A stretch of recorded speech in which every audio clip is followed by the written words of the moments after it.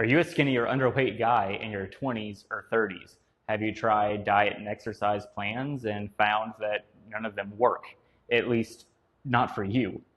In the next few minutes, I'm going to explain what you actually need to focus on in your fitness journey in order to gain 15 pounds of healthy weight and muscle in the next 90 days.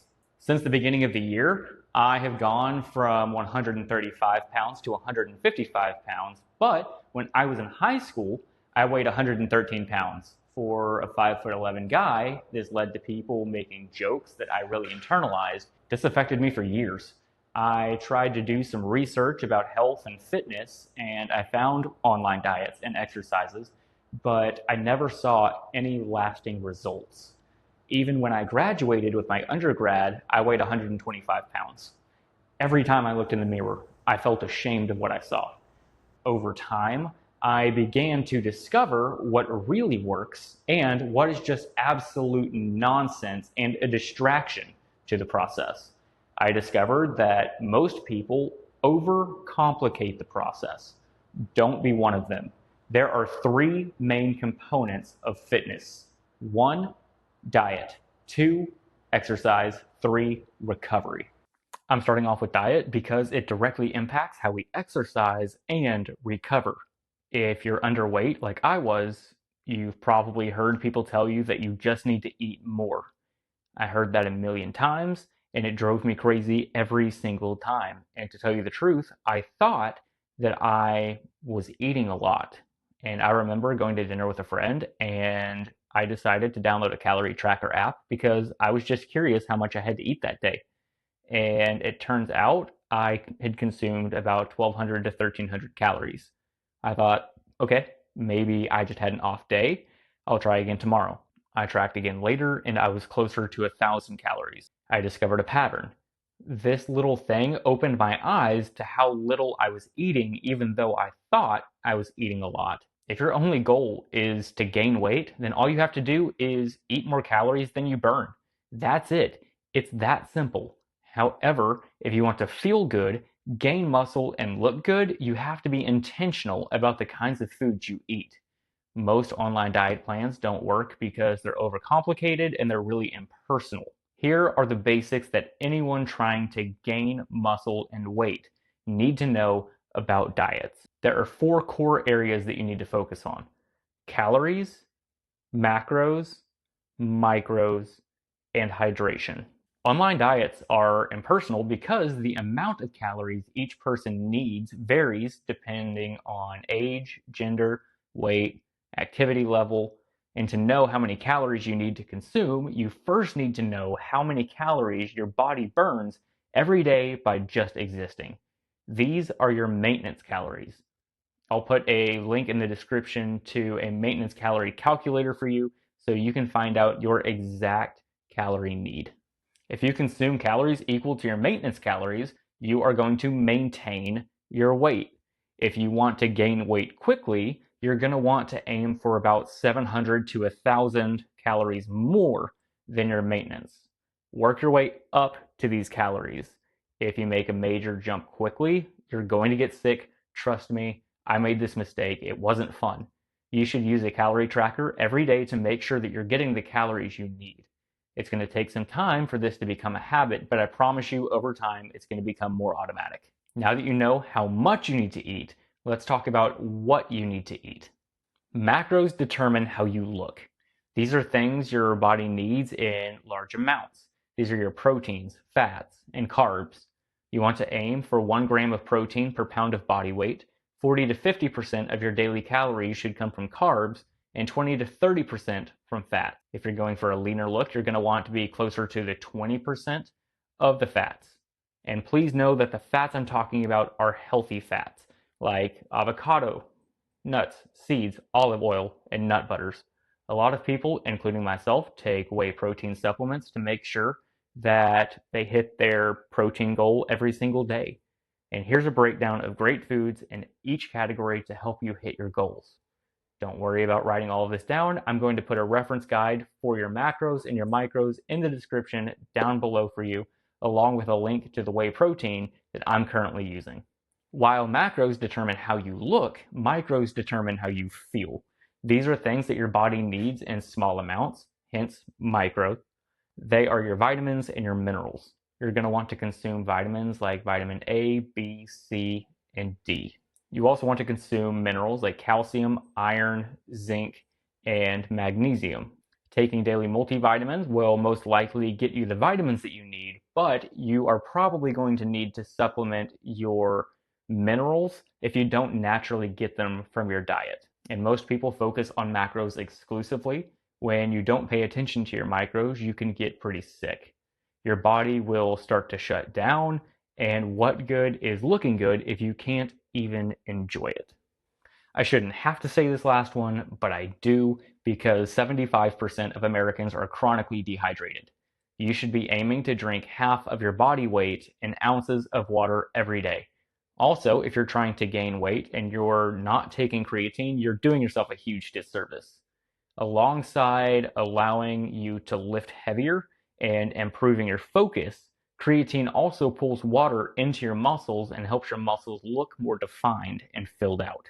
Creatine is something that your body naturally makes, and it's generally safe to take as a supplement. It's something that is extremely well studied, it's cheap, and it's effective.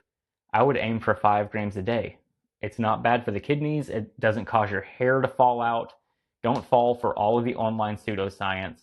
If you're trying to gain weight, creatine is perfect because it helps to add size, it helps with resistance progression, and it helps the fullness of your muscles. To make sure that you are drinking enough water, I would highly recommend that you carry around a water bottle with you every day. Just having the visual reminder is going to help you to hydrate more consistently. Now, when it comes to exercise, I'm going to warn you right out of the gate, don't make the same mistake that 90% of inexperienced people trying to gain weight make.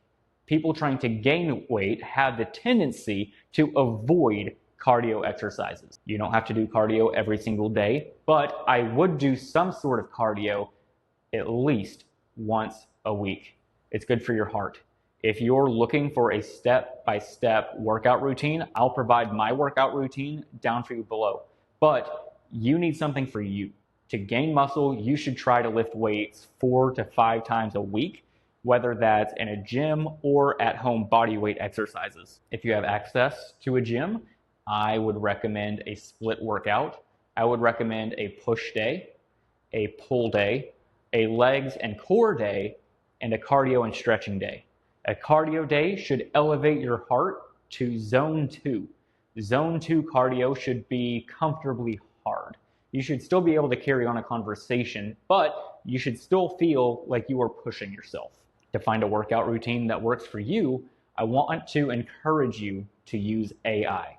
There are platforms out there like ChatGPT, Grok, Gemini, and there are others that generate personalized workouts. To determine your workout routines, you should tell AI your height, your weight, your age, gender, how many times you'll be able to work out, how long you have per day, and whether you have access to a gym or just at-home body weight. And obviously your goals. Pro tip, if you can find a picture of someone online with your goal physique, upload it. Use it as a reference. Your workouts should be resistance training, and you should enter hypertrophy. Once your workout is generated, look it over, ask AI to make any changes, and then once you have your workout locked in, stick with it. I can't stress this enough. There are people out there that don't see results quickly, and then they change it up before it has time to work. Don't do this. Stick with your routine consistently. Physical results take time to see visually, but trust the process. Because your workouts are going to be resistance training focused, it is extremely important that you lift with the proper form. If you don't, you will hurt yourself. Over time, it will catch up with you. Before you perform an exercise, I want you to do 3 to 5 practice reps. These practice reps should be with little or no weight. Just simply go through the motion with proper form. And if something doesn't feel right, it is better to find out with lightweight or no weight than to find out with heavyweight. I promise. Something most people don't think about is that it's easy to get content with our exercises over time and let our form suffer. There's an old phrase that says 90% of all car accidents happen within a mile of the home. I don't know if this is statistically true or not, but the point is, the closer we get to home, the more comfortable we are because it's familiar territory and we can make mistakes. A fitness journey is the same way. Once a month, I want you to dedicate a week to working on form. Open up your phone, watch a tutorial video on the proper form before every single exercise that you do. If you don't have your phone, ask somebody to watch your form. Not only does proper form keep you safe, but it makes sure that the muscles are being targeted in the way that you want, which is going to help the muscle fibers to break down in the way that you want. Our bodies are temples of the Holy Spirit. We need to take care of them. Recovery is broken into 3 categories: sleep, rest days, and diet. We already talked about diet, so I'm going to be focusing on the other 2. Sleep is extremely important. We know that sleep is important, but we might not know why. But sleep is when your body is actually building muscle. When your body enters deep sleep, your growth hormones spike, your testosterone production is at an optimal level, and your nervous system resets, which is actually going to allow you to push harder in the gym, which is going to lead to bigger gains over time. To sleep better, you need to lock in a consistent sleep schedule. Go to bed at the same time every single night if you can, and then wake up at the same time every day. This includes weekends because our bodies don't know the difference between a weekday and a weekend. You should sleep for about 7 to 9 hours a night, and an enemy to our sleep pattern is our phone. If you have a hard time falling asleep because of endless scrolling every single night, that's okay. I've been there. Just sleep with your phone out of reach. Scrolling not only allows you to lose track of time, but it also overstimulates your brain, which affects your sleep patterns, which can affect your gains. You also want to sleep in a dark and cool environment. When it comes to rest days, just take it easy. Once you start going to the gym consistently, thinking about going a day without the gym might feel like a sin. It's going to be uncomfortable, but I promise you that it'll actually be beneficial. Rest days will allow you to push harder on the days that you do work out. You don't have to sit around on rest days and do absolutely nothing, but don't put too much stress on your body. You are recovering. If you're a skinny guy trying to gain 15 pounds of muscle in 90 days, I know trying to take all of this in at once can definitely be information overload. I didn't pick all of this up at once. It was a journey. If this helps, remember that all of this can be broken down into diet, exercise, and recovery. I would encourage you to just focus on one area at a time until you get the hang of it. Save this video, come back to this video.